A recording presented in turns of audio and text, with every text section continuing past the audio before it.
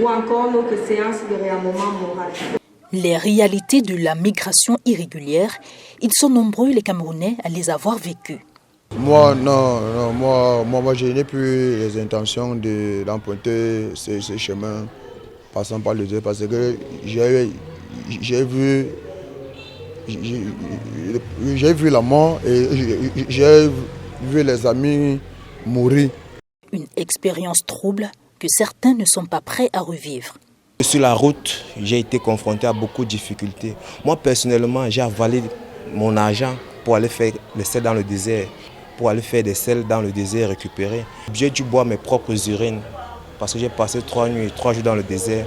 J'ai failli perdre mon œil à la frontière, à Melilla, la frontière Maroc-Espagne. C'est la Guardia civile qui a failli me crever l'œil. Du potentiel, la jeunesse camerounaise en a.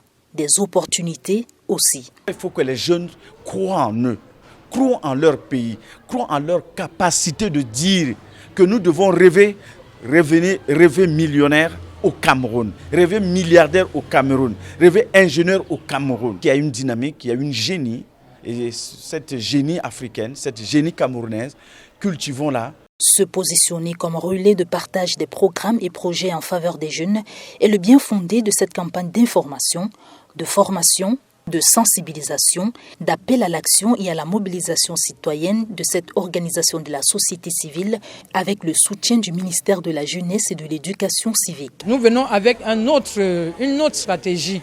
Nous allons essayer de voir ce qu'il y a de le faire pour pouvoir mettre fin à ce phénomène. Du moins, détruire l'image misérabiliste que ce phénomène cause à la société camerounaise. Il vaut mieux profiter des ressources de l'Afrique et de travailler ensemble pour développer l'Afrique avec ce que l'Afrique a comme richesse. Cette deuxième édition est en effet placée sous le signe de la préconisation des solutions face aux méfaits et impacts de la migration irrégulière.